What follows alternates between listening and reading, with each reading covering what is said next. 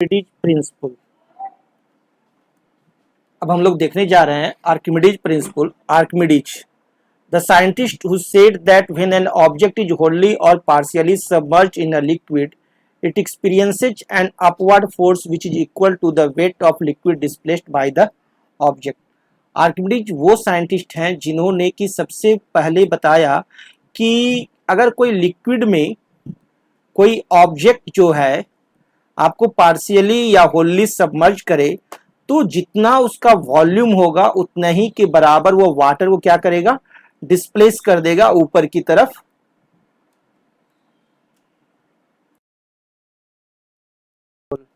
Now let's we study the Archimedes principle. When a solid object is immersed in a liquid, an upward buoyant force acts on an object. The magnitude of this buoyant force is given by Archimedes principle। जब भी हम लोग किसी भी liquid में कोई भी solid को इमर्ज कराते हैं, सॉलिड जब डालेंगे तो वो क्या होता है, उस सॉलिड पर एक अपवर्ड फोर्स लगता है।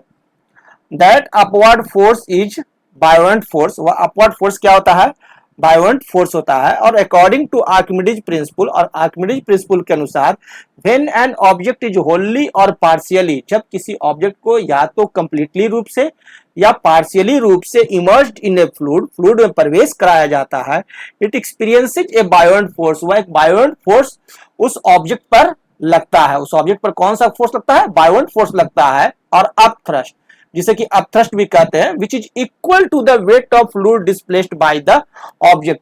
और जब वह बायोएंट फोर्स जो लगता है वह इक्वल होता है किसके बराबर, जितना वो लिक्विड डिस्प्लेस करता है। जितना लिक्विड डिस्प्लेस करेगा उसी के बराबर वह बायोएंट फोर्स होता है। और वह लिक्विड कितना डिस्प्लेस करेगा, लिक्विड जो डिस्प्लेस करता है वो इक्वल होता है wait of liquid displaced bye an object, किसके, बायोएंट फोर्स और upthrust acting on an object. और ये जो इक्वल होता है कितने के, volume of emerged part of solid object. जितना सॉलिड पार्ट का ऑब्जेक्ट जो आपको इमर्ज करता है उसी के वॉल्यूम के बराबर ही वो वेट ऑफ लिक्विड होंगे, डिस्प्लेस्ड करेंगे। और उसी के बराबर होता है बायोएंट फोर्स या upthrust force acting on an object. For example, if a stone on being emerged in water displaces 10 Newton's. मान लीजिए कि कोई वाटर में हम लोग कोई सॉलिड डाले, पत्थर डाले, स्टोन डाले, तो 10 न्यूटन्स का वेट, 10 न्यूटन का जो उसका वेट था वो उसके बराबर वो क्या किया, डिस्प्लेस किया। तो वो उसका 10 न्यूटन के बराबर वॉल्यूम भी होगा, है ना। तो उसी के अनुसार वो वेट डिस्प्लेस किया और that is equal to 10 newton buoyant force. Weight of water, then according to Archimedes principle the buoyant force acting on this stone will be equal to 10 newton. और वो बायोएंट फोर्स के अनुसार उसका बायोएंट फोर्स जो होगा Archimedes principle के अनुसार वो भी 10 न्यूटन ही होगा। देखिए हम यहां दिखा रहे हैं Archimedes principle, the buoyant force is equal to the weight of displaced liquid. Weight of displaced liquid के बराबर ही आपका क्या होता है, बायोएंट फोर्स होता है। देखिए ये एक सॉलिड ऑब्जेक्ट है जो कि लटका हुआ है और इस समय इसका वेट है 7 पाउंड। ये हमारा तुला बता रहा है कि कितना पाउंड है, 7 पाउंड। तराजू हमारा बता रहा है 7 पाउंड। और जब हमने इसको लिक्विड में डाला और ये कंप्लीटली रूप से इमर्ज किया तो एक यहां था पानी निकलने का, तो ये पानी क्या हुआ, जैसे ही अंदर गया तो पानी का लेवल ऊपर की तरफ चला गया और ऊपर गया। और जो फाजिल वाटर था वो जितना भी इससे निकला वो 3 पाउंड वाटर बाहर निकला। और हमने देखा क्या कि इसका वजन जो घट करके है वो 7 पाउंड से 4 पाउंड हो गया, 7 पाउंड से 4 पाउंड हो गया है। और यहां तो दैट मीन्स 3 पाउंड का हमारे को इस पर वेट लग रहा है। दैट मीन्स 3 पाउंड वेट इसका बायोएंट फोर्स हुआ। apparent weight, when objects are in a fluid their weight appears lower because of the buoyant force that pushes upward on the object। और जब भी आप किसी भी ऑब्जेक्ट को वाटर में डालिएगा तो उसका वेट रिड्यूस्ड हो जाता है, ओरिजिनल वेट नहीं रहता है। एक्चुअल वेट यदि 7 पाउंड है तो वेट रिड्यूस्ड हो जाता है due to buoyant force, बायोवेंट force के चलते। तो ये जो रिड्यूस्ड वेट है इसका, इसी को कहते हैं हम लोग क्या, एपरेंट वेट, यही एपरेंट वेट है। This lower than standard measurable weight is called the apparent weight in the fluid. Fluid में उसका वेट घट जाता है और उसी वेट को हम लोग कहते हैं क्या, एपरेंट वेट। और वेट क्यों घटता है, due to buoyant force. Principle, a fluid applies a buoyant force to an object that is partially or totally immersed in it. Archimedes principal यही है। आर्किमिडीज प्रिंसिपल के अनुसार किसी भी फ्लूइड में यदि हम लोग कोई ऑब्जेक्ट इमर्ज कराते हैं तो उस पर जो लगने वाला बायोवेंट फोर्स होता है, द बायोवेंट फोर्स, यदि इसे एफ से डिनोट करते हैं, तो जितना वाटर वो डिस्प्लेस करेगा, the weight of the displaced liquid के बराबर ही उसका बायोवेंट फोर्स होता है। जितना फ्लूइड वो डिस्प्लेस करेगा उसी के वेट के बराबर बायोवेंट फोर्स होता है। The amount of water displaced is equal to the volume of the rock. और जितना वाटर वो डिस्प्लेस करेगा वो वॉल्यूम ऑफ द रॉक के बराबर होगा। जितना वॉल्यूम होगा रॉक के उसी के बराबर वेट ऑफ फ्लूइड भी होगा। एप्लीकेशन ऑफ आर्किमिडीज प्रिंसिपल्स, देखते हैं आर्किमिडीज प्रिंसिपल का application. Archimedes principle is used in determining the relative density of a substance. Archimedes principle जो है वो आपको रिलेटिव डेंसिटी, सबस्टांस का रिलेटिव डेंसिटी मेजर करने के काम में आता है। Second, the hydrometers used for determining the density of liquids, और हाइड्रोमीटर्स जिसका उपयोग हम लोग करते हैं डेंसिटी ऑफ लिक्विड्स को मेजर करने के लिए भी, वो भी बेस्ड होता है आर्किमिडीज प्रिंसिपल पर। The lactometer used for determining the purity of milk, और लैक्टोमीटर जो कि प्योरिटी ऑफ मिल्क मेजर करता है वो भी बेस्ड होता है आर्किमिडीज प्रिंसिपल पर। Archimedes principal is used for designing ships and submarines, और आर्किमिडीज प्रिंसिपल्स का उपयोग बहुत अच्छे तरह से किया जाता है शिप्स और सबमरीन्स को डिजाइन करने में। The principle of flotation, according to the principle of flotation, an object will float in a liquid if the weight of object is equal to the weight of liquid displaced by it. Flotation का principal है कि कोई भी object यदि liquid में आपका float कर रहा है तो जितना उसका वेट होगा, वेट ऑफ ऑब्जेक्ट जितना होगा उतना ही वेट के बराबर वह लिक्विड भी डिस्प्लेस्ड करेगा। That is for flotation, weight of object is equal to weight of liquid displaced by it. A floating object may be partly or totally submerged in the liquid. एक floating object या तो partly liquid में emerge हो या totally submerged हो रहेगा, या तो partly रहेगा या totally submerged रह सकता है एक floating object. The liquid is displaced by that portion of the object which is submerged under liquid. और जितना पार्ट आपका लिक्विड जो है सबमर्ज रहेगा उतना ही पार्ट के द्वारा लिक्विड भी डिस्प्लेस होता है। This block of wood floats in water because its downward acting weight is balanced by the upward acting buoyant force exerted by water. अब यहां पर क्या है कि ये एक वुड का ब्लॉक है, तो ये क्या कर रहा है, इस वुड के ब्लॉक पर दो तरह का फोर्स काम कर रहा है। एक इसके वेट के चलते डाउनवर्ड, और एक वाटर जो है ऊपर की तरफ फोर्स लगा रहा है। That force is called buoyant force, और इसी के चलते क्या होता है, जितना इसका वेट होता है उतना ही के बराबर वह लिक्विड भी डिस्प्लेस करता है। The density of floating objects, floating objects के डेंसिटी पर ही डिपेंड करता है कि वह ऑब्जेक्ट फ्लोट करेगा कि नहीं करेगा। N object will float in a liquid if its density is less than that of liquid. Object तभी फ्लोट करेगा जब उसकी डेंसिटी जो है लिक्विड की डेंसिटी से कम हो। जैसे यहां पर एक लिक्विड है, ये लिक्विड है और ये लिक्विड है हमारा वाटर, और यहां पर हम एक ऑब्जेक्ट डाले, ये ऑब्जेक्ट है हमारा बना हुआ वुड का। तो वुड इसलिए फ्लोट करता है क्योंकि डेंसिटी ऑफ वुड जो है वो क्या होगा, लेस देन होगा डेंसिटी ऑफ वाटर से।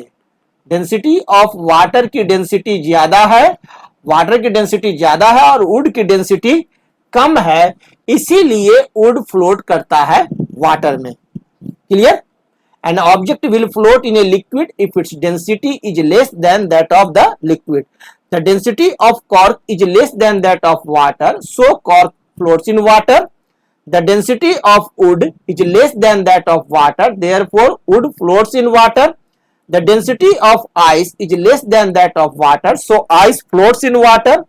The density of glass is less than that of mercury, so a piece of glass floats in mercury. The density of iron is less than that of mercury, therefore a nail of iron floats in mercury. The density of floating object, हम लोग देख रहे हैं, an object will also float in a liquid if its density is equal to that of liquid. और object तब भी float करेगा जब आपका डेंसिटी ऑफ लिक्विड और जो ऑब्जेक्ट हम लोग डाले हैं लिक्विड में, दोनों की डेंसिटी जो है बराबर हो, डेंसिटी ऑफ ऑब्जेक्ट के बराबर हो, तो भी वो फ्लोट करता रहेगा, लेकिन पूर्णतः वह डूब करके तैरता रहता है। For example, tar has the same density as water, tar की डेंसिटी वाटर के समान होती है, सो तार just floats in water. Please note that when the density of an object is equal to that of the liquid, then the object floats in the liquid in such a way that all of remains submerged in water. No part of it remains above the surface of water.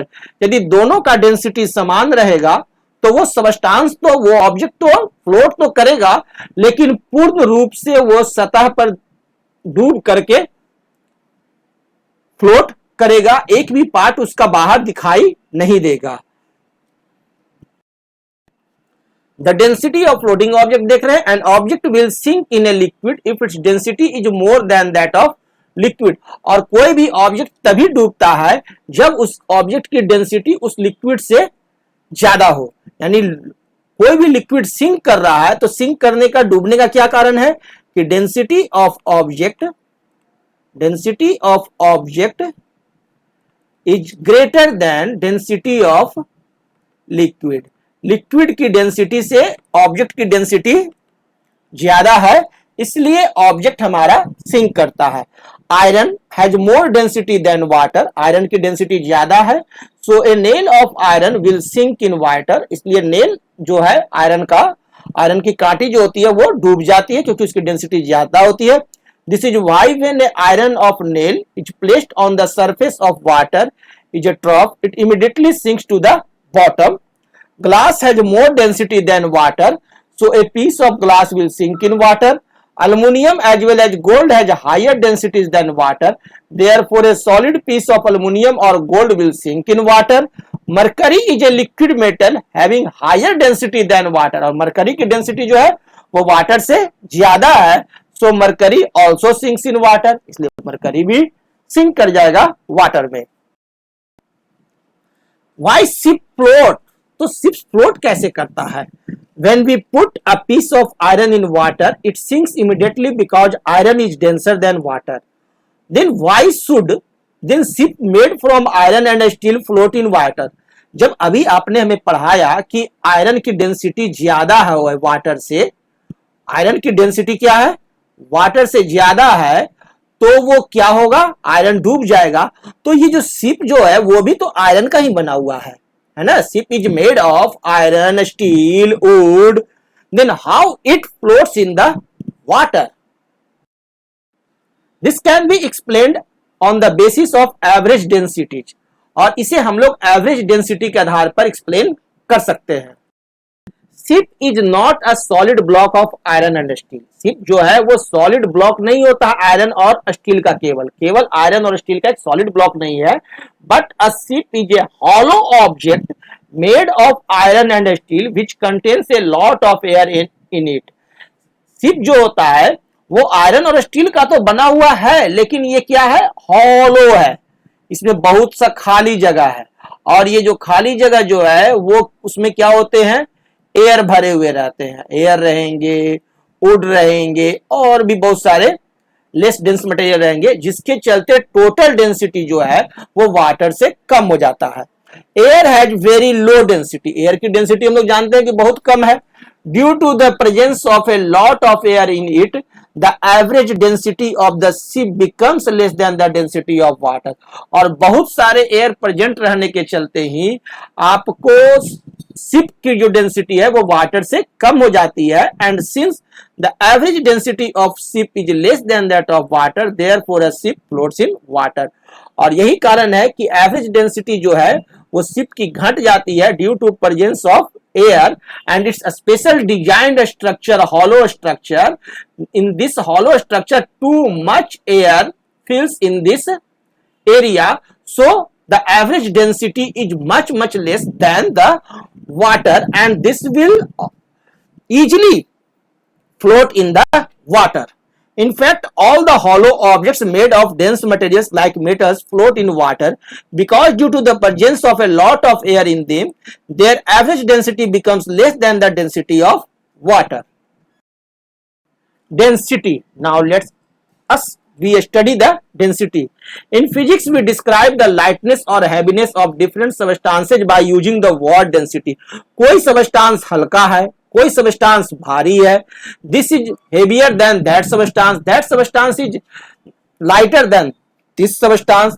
This heavy and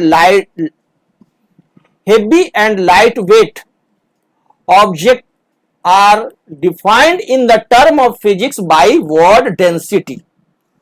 as density more, as the substance has more wait.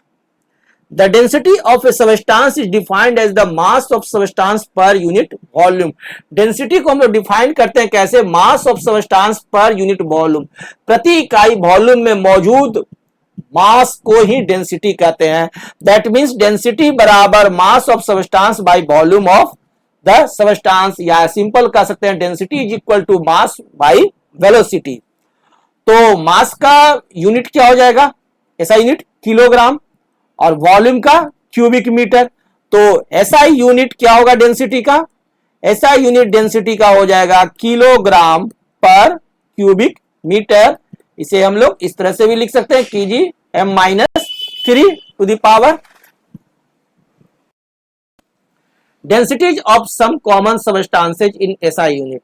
अब SI units में कुछ substance का हम लोग density देख ले। जैसे cork है, इसकी डेंसिटी है 240 किलोग्राम पर क्यूबिक मीटर, और इसे बोल सकते हैं 0.24 into 10 to the power 3 kilogram पर क्यूबिक मीटर। प्रत्येक को 10 टू द पावर 3 के टर्म में ले तो यानी 1000 से भागा देते हैं, तब वुड का डेंसिटी है 800 किलोग्राम पर क्यूबिक मीटर। तो 0.8 into 10 to the power 3 kilogram पर क्यूबिक मीटर। इसी तरह से आइस का 920 किलोग्राम पर क्यूबिक मीटर। वाटर का है 1000 किलोग्राम पर क्यूबिक मीटर, या कह सकते हैं 1 into 10 to the power 3 kilogram पर क्यूबिक मीटर। आप देख रहे हैं कॉर्क, वुड और आइस, ये तीनों की डेंसिटी जो है लेस है वाटर से, इसलिए ये तीनों का तीनों जो है वाटर पर फ्लोट करेंगे।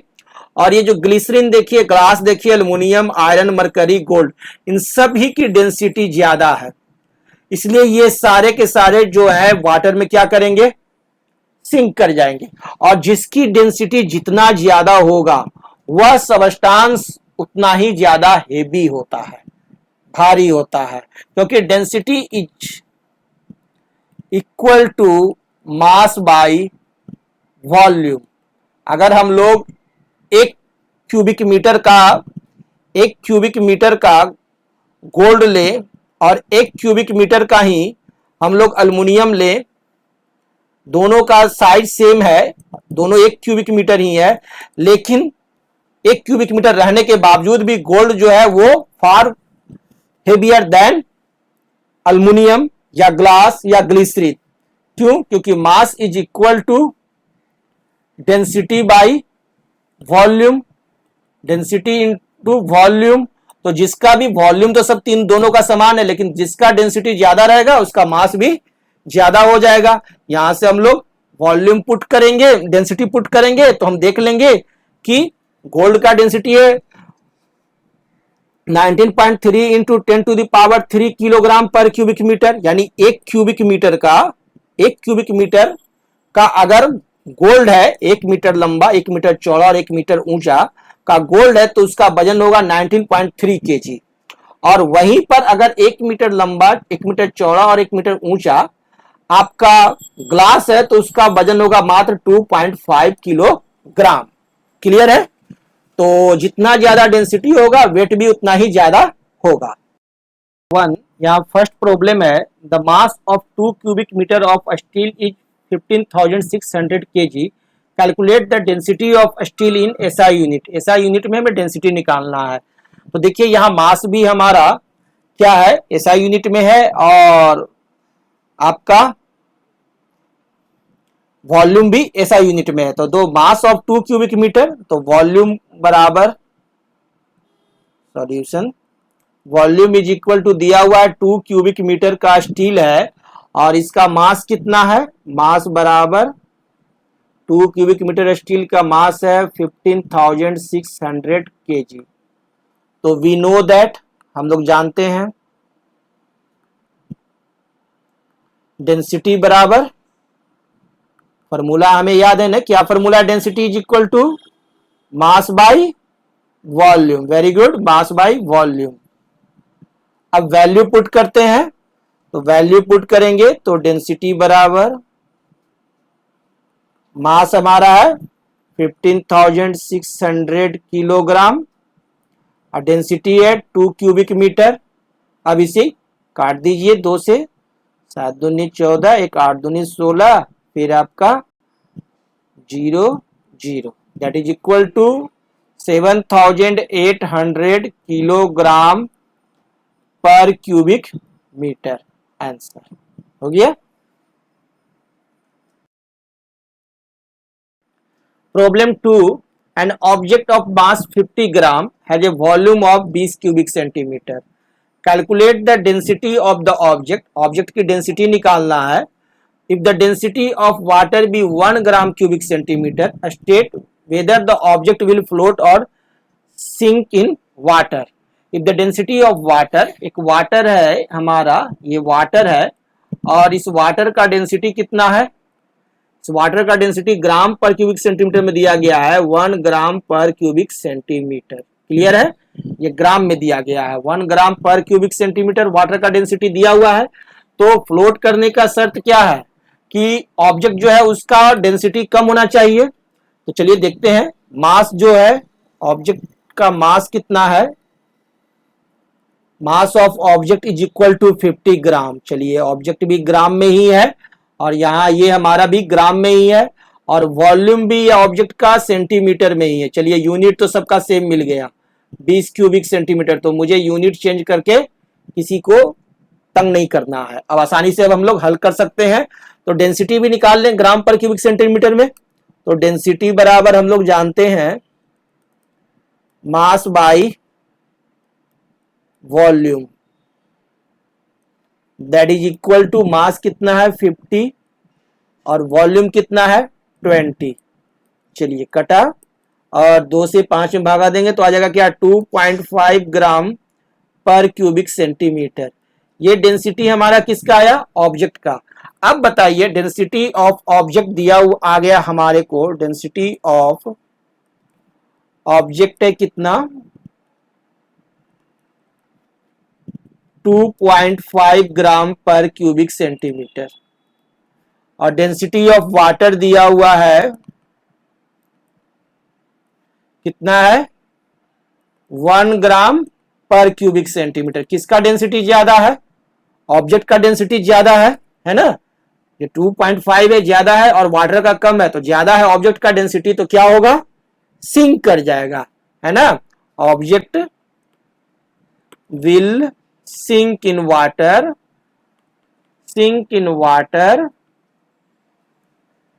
due to more density than water। Clear है? Answer.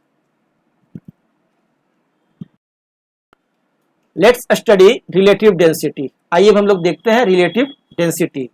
The relative density of a substance is the ratio of density to the water। कोई भी सबस्टांस का यदि आपको रिलेटिव डेंसिटी निकालना है तो सिंपल सा फॉर्मूला है कि उस सबस्टांस की डेंसिटी को वाटर की डेंसिटी से तुलना कर देना है ना, to that of water means water की डेंसिटी से। रिलेटिव डेंसिटी ऑफ सबस्टांस बराबर density of substance by density of water. Clear है? This is relative density. यानी यहां हम लोग जो भी पढ़ते हैं सबको रिलेटिव डेंसिटी में इसलिए ताकि वो वाटर में डूबेगा कि नहीं डूबेगा, वो सिंक करेगा कि फ्लोट करेगा, वो हमें रिलेटिव डेंसिटी से आसानी से पता चलता है, क्योंकि वाटर का डेंसिटी जो है वो 1.0 है। तो रिलेटिव डेंसिटी ऑफ सबस्टांस जो है वो बराबर mass of substance by volume of substance. Density of substance बराबर क्या होगा? Mass of substance by volume of substance. और डेंसिटी ऑफ वाटर बराबर क्या होगा? मास of water bye volume of water. तो वॉल्यूम ऑफ वाटर ऊपर चला जाएगा और मास ऑफ वाटर नीचे रहेगा, है ना। Now if we take equal volume of substance and of water, यदि दोनों हम लोग इक्वल वॉल्यूम ले लें, वॉल्यूम हमारा दोनों का इक्वल रहे सबस्टांस और वाटर का, तो क्या होगा? वॉल्यूम ऑफ वाटर और वॉल्यूम ऑफ सबस्टांस कट जाएगा, लेकिन मास तो सेम नहीं रहेगा। इक्वल वॉल्यूम है लेकिन मास सेम नहीं रहेगा क्योंकि डेंसिटी दोनों की अलग अलग है। Then the two volume factors of above the relation cancel out and we are left with relative density of substance बराबर mass of substance by mass of equal volume of water। या relative density of substance को हम लोग ऐसे भी कह सकते हैं कि mass of substance by mass of an equal volume of water। यदि ये substance और water दोनों equal volume में लिए गए हैं तो दोनों के mass के रेशियो को हम लोग relative density of that substance कह सकते है। नहीं तो रिलेटिव डेंसिटी ऑफ सबस्टांस बराबर density of substance by density of water. Clear है? Density of a substance is the ratio of the mass of any volume of the substance to the mass of an equal volume of water. किसी भी substance का यदि हमें relative density निकालना है, जैसे कि मैं निकाल रहा हूं रिलेटिव डेंसिटी कॉर्क का, रिलेटिव डेंसिटी ऑफ कॉर्क, तो दैट इज इक्वल टू क्या हो जाएगा? तो मास of that substance in equal volume of that substance का वाटर का। जैसे कि वाटर हम लेते हैं तो वाटर हम जो लिए वो लेते हैं 1 cubic metre water, 1 cubic metre water. और अगर हम लोग कॉर्क का निकाल रहे हैं तो कॉर्क भी जो रहेगा वो हमारा 1 क्यूबिक मीटर रहेगा। अब 1 क्यूबिक मीटर कॉर्क का जितना वजन होगा, ठीक है ना, mass of 1 cubic metre of cork by mass of 1 cubic meter of water। Clear? Mass होगा जो हमारा क्या? 1 क्यूबिक मीटर कॉर्क का और 1 क्यूबिक मीटर वाटर का, और उसी के रेशियो को हम लोग रिलेटिव डेंसिटी कहते हैं। अगर ये 3 क्यूबिक मीटर रहेगा कॉर्क तो वाटर भी हमारा 3 क्यूबिक मीटर रहेगा, दोनों समान रहेंगे वॉल्यूम में, और उसी के मास के रेशियो को हम लोग रिलेटिव डेंसिटी कहते हैं। क्लियर? यानी वॉल्यूम दोनों का समान होना चाहिए, वॉल्यूम जो है वो समान होना चाहिए वाटर का और जिस सबस्टांस का हम लोग रिलेटिव डेंसिटी निकाल रहे हैं उसका, और उसी के मास के रेशियो को कहते हैं रिलेटिव डेंसिटी। तो रिलेटिव डेंसिटी क्या है? रेशियो है। As the relative density is a ratio of two similar quantities masses, it has no units. इसलिए इसका कोई यूनिट नहीं होता है क्योंकि दोनों का दोनों समान इकाई का, सिमिलर क्वांटिटीज का रेशियो है।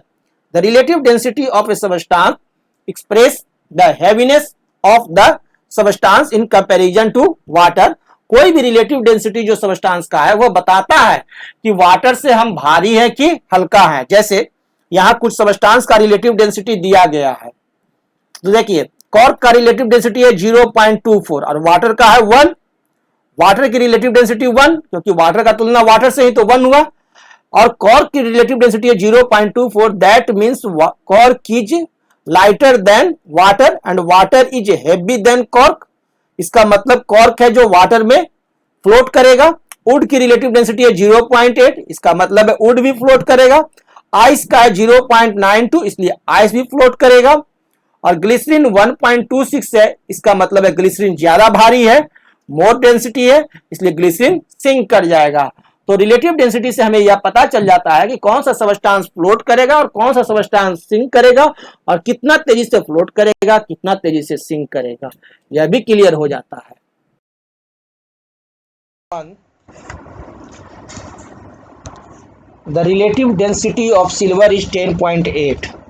If the density of water be 1.0 into 10 to the power 3 kilogram per meter, calculate the density of silver in SI units. SI units में हमें density of silver निकालना है, तो सॉल्यूशन तो निकालना क्या है, density of silver, density silver का इज इक्वल टू व्हाट दिया हुआ है, क्या है आपको, रिलेटिव डेंसिटी दिया गया है सिल्वर का, रिलेटिव डेंसिटी दिया है सिल्वर का, दैट इज इक्वल टू 10.8, और डेंसिटी ऑफ वाटर दिया हुआ है, डेंसिटी ऑफ वाटर दिया हुआ है 1.0 into 10 to the power 3 kilogram पर क्यूबिक मीटर। तो हम लोग रिलेटिव डेंसिटी बराबर फार्मूला जानते हैं, वी नो दैट, हम लोग जान रहे हैं formula, relative density is equal to density of substance, यानी यहाँ पर क्या हो जाएगा, density of silver by density of water. Clear है। और हमें निकालना क्या है, डेंसिटी ऑफ सिल्वर, तो डेंसिटी ऑफ सिल्वर बराबर क्या हो जाएगा, रिलेटिव डेंसिटी सिल्वर का गुना डेंसिटी ऑफ वाटर। क्लियर है। ये डेंसिटी ऑफ वाटर ऊपर जाएगा तो गुना हो जाएगा, या भागा में तो गुना में हो जाएगा, that is equal to relative density silver का दिया हुआ है 10.8 और वाटर का डेंसिटी है 1.0 into 10 to the power 3। Clear है। अब इसे मल्टीप्लाई करेंगे तो क्या हो जाएगा, 10.8 को 1 से मल्टीप्लाई किया तो 10.8 ही रहेगा, यानी डेंसिटी सिल्वर का हो गया 10.8 into 10 to the power 3 kilogram पर cubic metre answer. Clear. Problem 2, second problem है, the volume of a solid of mass 500 gram is 350 cubic centimetre. एक वॉल्यूम है आपका 500 ग्राम का मास का, कोई सॉलिड सबस्टांस है, उसका मास कितना है, mass of solid substance is equal to 500 gram. Clear है। और इसका वॉल्यूम दिया है, volume of solid substance BS लिखते हैं, that is equal to 350 cubic centimetre. What will be the density of the solid. सबसे पहले कह रहा है डेंसिटी पूछ रहा है, तो सिंपल है, डेंसिटी बराबर क्या होता है, डेंसिटी बराबर density of that substance, solid substance is equal to mass of that solid substance by volume of that given solid substance, m by v, that is equal to 500 by 350 gram per cubic centimetre रहेगा, unit ये हो गया, divide कीजिएगा आप तो आपको आ जाएगा 1.42 ग्राम per cubic centimetre, answer हो गया। ए बी में कह रहा है what will be the mass of water displaced by this solid. अब कितना वाटर का मास डिस्प्लेस्ड होगा उस सॉलिड के द्वारा, तो वॉल्यूम तो वही डिस्प्लेस होगा, है ना, तो मास निकालना है हमें, तो बी ऑप्शंस हमें निकालना है, मास ऑफ वाटर डिस्प्लेस्ड, है ना, mass of water displaced is equal to what, तो डेंसिटी ऑफ वाटर हम लोग ले लें, डेंसिटी ऑफ वाटर बराबर क्या होगा, मास of water bye volume of water, उसी से, है ना, डेंसिटी बराबर मास बाय वॉल्यूम होता है, तो इससे ये फॉर्मूला हो जाएगा ना, और वॉल्यूम तो दोनों का सेम होगा, जितना वॉल्यूम आपका वाटर का है उतना ही वॉल्यूम हमारा सबस्टांस का है, तब ना रिलेटिव डेंसिटी है, तो डेंसिटी ऑफ वाटर बराबर, तो मास तो यहाँ हमारे लिख सकते हैं, इसको शॉर्ट में लिख दिए m/w/v/w। दैट मीन्स अब हम लोग लिखते हैं मास ऑफ वाटर बराबर क्या हो जाएगा, density of water Guna volume of water. Density of water कितना है, तो डेंसिटी ऑफ वाटर तो हम लोग जानते ही हैं, है ना, कितना होता है 1 ग्राम पर क्यूबिक सेंटीमीटर, 1 ग्राम पर क्यूबिक सेंटीमीटर। और वॉल्यूम आपको दिया हुआ है 350 ग्राम 350 क्यूबिक सेंटीमीटर, 350 क्यूबिक सेंटीमीटर। अब इसे मल्टीप्लाई करेंगे तो मास ऑफ वाटर हमारे को कितना आ जाएगा, मास ऑफ वाटर हमारे को आ जाएगा 350 gram. Answer clear. CF what will be the relative density of the solid. Relative density solid का क्या होगा, तो रिलेटिव डेंसिटी बराबर हम लोग जानते हैं density of substance by density of water. तो डेंसिटी ऑफ सबस्टांस कितना है 1.42 बटा में आपका डेंसिटी वाटर का 1, दैट इज इक्वल टू 1.42 ग्राम 42 हो जाएगा रिलेटिव डेंसिटी।